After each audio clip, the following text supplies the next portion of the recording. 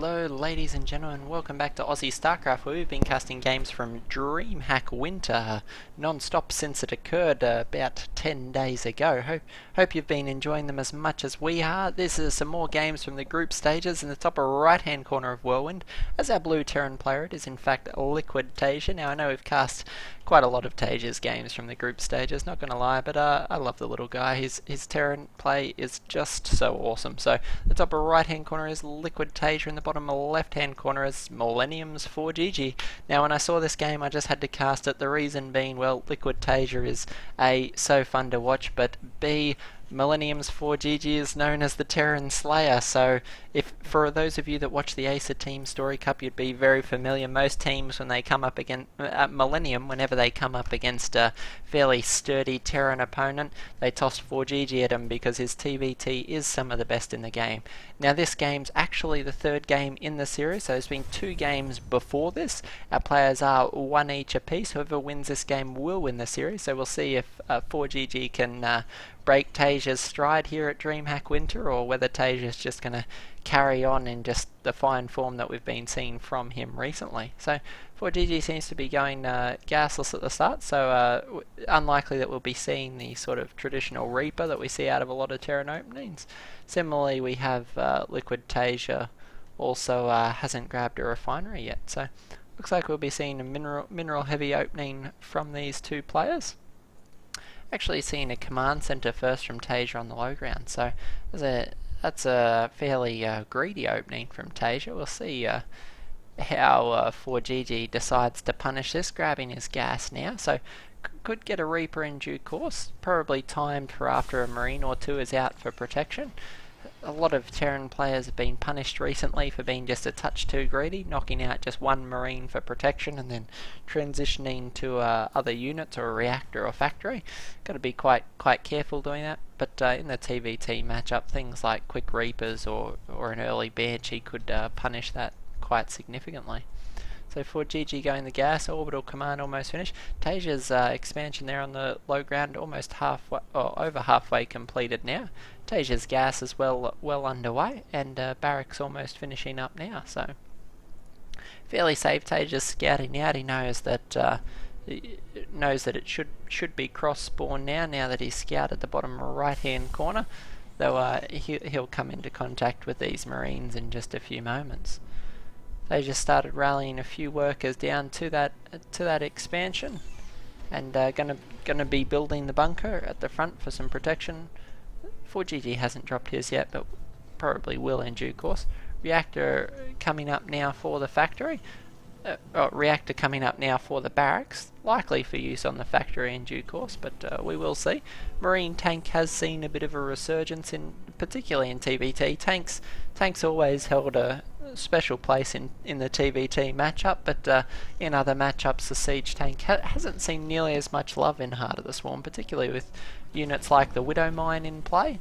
But in TvT we've seen a lot of the tank, particularly lately with its buff, things like the rate of fire were buffed, so siege tank now obviously better than ever, and we've been seeing quite a few of them, particularly in the recent games that we casted between Taeja and Innovation. So we'll see if ForGG has a similar mindset. We are actually going to see the factory swap out onto the reactor, and we'll see what they do. Tech lab going down now. This tech lab could either be for the factory later on or could be for this starport. Banshee is still very popular in the TvT matchup, mainly because of the direct economic damage and indirect economic damage that they can do. Just by putting up a Banshee, you generally force your opponent either to drop a few missile turrets, providing they have already built their engineering bay, or you force them to use a scan, and every time a Terran player burns a scan, it's 250 minerals down the toilet. So scan going down there for Taeja, and he is going to spot this starport moving out to that tech lab. So we'll see if ForGG decides to follow up with a Banshee. No, going to produce a Viking first, just for safety. This first Viking very good defensively against Banshees, but it's still an investment in both minerals and gas, and of course the Viking won't detect on its own, so you will need to scan to pick it up. Taeja deciding to produce his Raven first, which has started to be a go-to move for people like Taeja and Innovation. They tend to get out this Raven and use it to help wrest control of the skies in the early battles. Actually see that likewise ForGG is going for a Raven as well. If you're wondering why both these players are focusing so quickly on getting air units, it's because in these early engagements the air units are the crucial unit. Things like your siege tank can fire further than they can see, so whichever player wins the air battle will have a great advantage in the ground battle that follows. There's quite a lot of Hellions for LiquidTaeja. I'm curious to see if he plans to use these in Hellion form or whether he intends to convert them to Hellbats in some sort of siege heavy build. He is actually sending his barracks off, so we could well be seeing mech out of Taeja in this engagement, so be interesting to see how Taeja plays mech. We haven't seen a lot of him meching, traditionally been very keen to play bio. It looks like ForGG is following suit with a pair of factories himself and throwing down his third command center, so ForGG's barracks are flying over here doing stellar service as a scout. And we can see a few Widow Mines even. ForGG trying to contain with these first few opening units, probably unaware of the fact that Taeja has so many of these Hellions in play already. And see, Taeja even producing Hellions off his third factory, so it's extremely Hellion heavy. There's no siege tanks in sight for Taeja just yet. Few air units hovering off to the side, just protecting against potential drops. See, ForGG's chosen to drop his barracks here, delay a potential third base, but if we look at Taeja's base, it actually doesn't have his third command center on the way yet, whereas ForGG's actually finished his off. So Taeja could be going for some sort of two base play here, or two base timing anyway. See just how intent he was to produce this quantity of Hellions.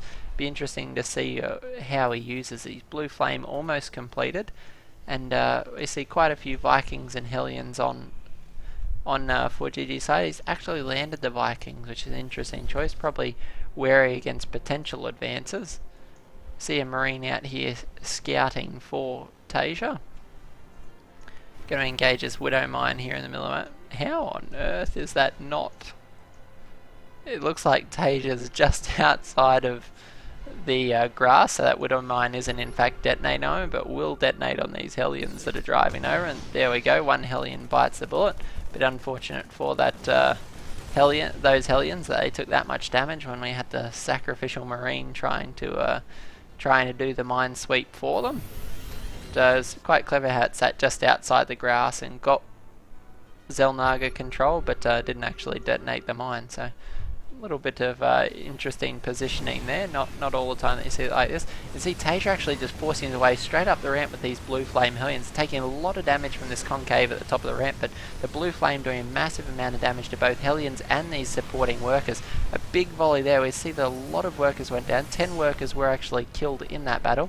Taeja's pulling back out of the engagement. If we look at the units lost tab, you can see that significantly favouring ForGG there. Great concave at the top of the ramp, able to take a lot less damage from those Hellions, in spite of the fact that Taeja's did in fact have the Blue Flame upgrade.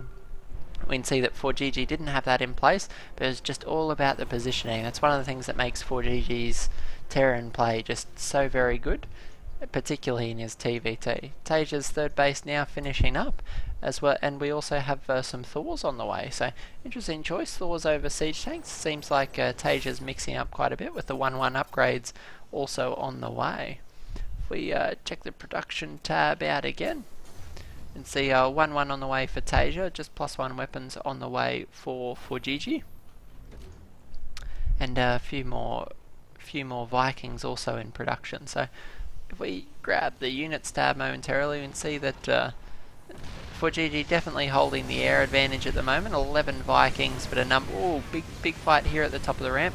Nice angle of engagement for Taeja, picking off a lot of those Hellions, but unfortunately the siege tanks just do rack up so much damage with that splash.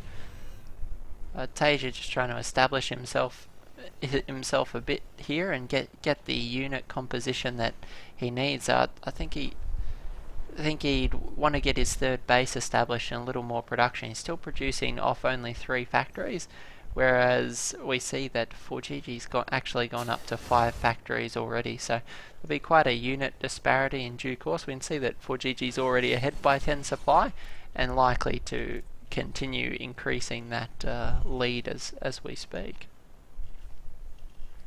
Is it just the one starport? Yeah, it looks like just the one starport for ForGG, but a substantial amount of Vikings here, along with that Raven for point defense drone.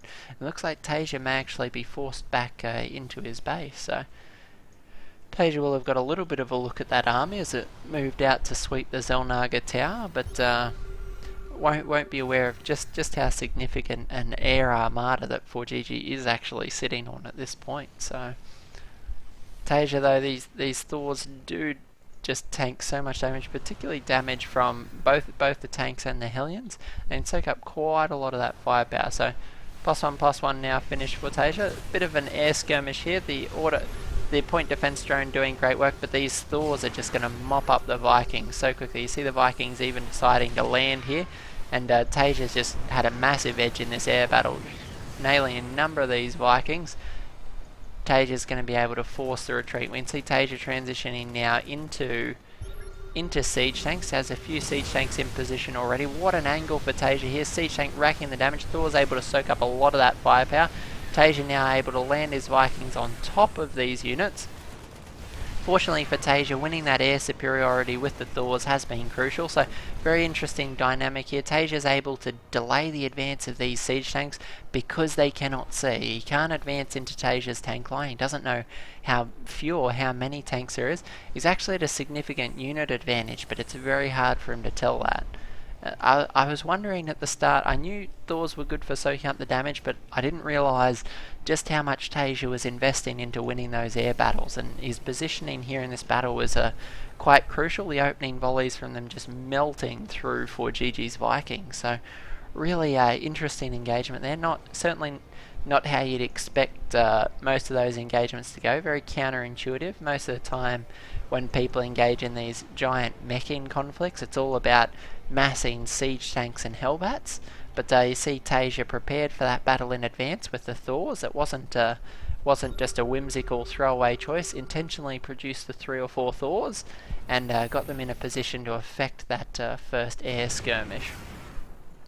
But ForGG moving out here with a substantial force, very small air force, but potentially enough that this ground force of tanks upon sieging up will just be devastating. So we'll see how ForGG chooses to engage here. Taeja's tanks already sieged, so plucking away at some of these hellbats, trying to establish a base between these third lines. And this is one of the things that makes the mech versus mech battle very difficult, is how important the positioning is. If you siege up in the wrong position, you're 2 or 3 or 4 seconds in delay. It doesn't seem like a lot of time, but it really is, particularly when the other tanks can fire 2 volleys in the time it takes you to siege and unsiege. So if we look at that, it takes 4 seconds to siege, and after the recent patch they changed the siege tanks firing to 3.3, so you will take 2 shots while you siege and unsiege, making positioning very important. Things like the Hellions getting caught behind the siege tanks, very important. These two players continuing to jockey. Taeja here continuing to try and win this aerial battle, but ForGG's had some substantial reinforcement. Taeja instead deciding to bite off a piece of these tanks that have been left unsieged here. Is that a ploy from ForGG, or did he unfortunately just leave those there? Didn't seem like he was able to capitalise on Taeja being out of position, but choosing just to storm up the front here. Is he just going to unsiege here in rank? Taeja's already sieged up. There's going to be a lot of damage on these hellbats. Vikings landing to try and stall these hellbats. The siege tanks raking a lot of kills here. We check the kills, 3, 2 and 1 kills respectively on these tanks. These tanks not even in siege mode, just going to blast straight through Taeja's units here. Is ForGG going to be able to muscle his way straight up into the base, or will Taeja be able to hold here? There's a big unit disadvantage here, 20 supply difference. Taeja continuing to march his tanks down the ramp. Needs to get something sieged up. We even have the SCVs being pulled off the line to engage these unsieged siege tanks. ForGG here pulling back just a little bit. There's almost no health on these tanks. If Taeja could siege up just out of range of these tanks, there's no line of sight. ForGG being forced to scan at every every volley of these tanks. These 3 tanks combined have less than 15 health, but these 4 Hellbats going to rack up a lot of kills here. Taeja mining quite heavily at his new 3rd base.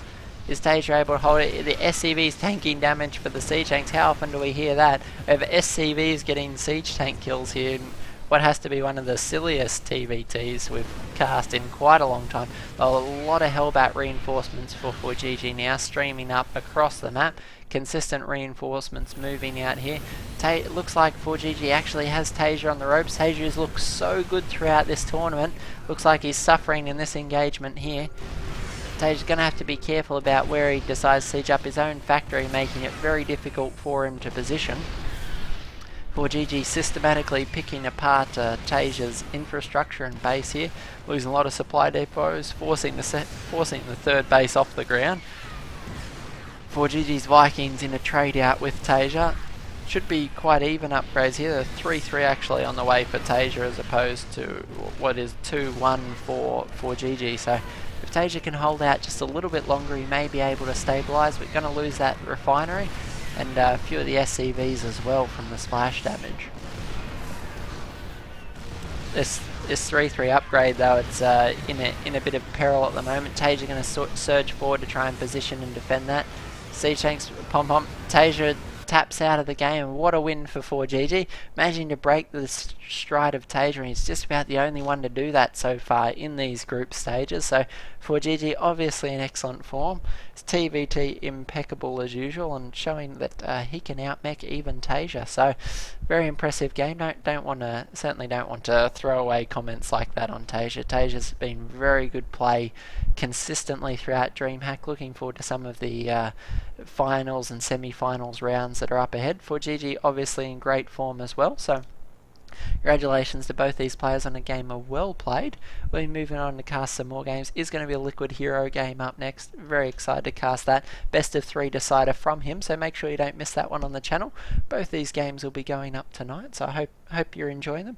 By all means, go ahead and give your feedback down below. Who were you rooting for in this one? Are you Taeja fanboys like me, or were you looking for ForGG to try and take Taeja out for dinner? So let us know down below. Always keen to see how many fans we have of different players, and yeah, I hope you enjoyed the cast. We will throw this up on the channel shortly, and have more excellent Dreamhack games soon to follow. So thanks for tuning in, guys, and we'll catch you all in the next cast.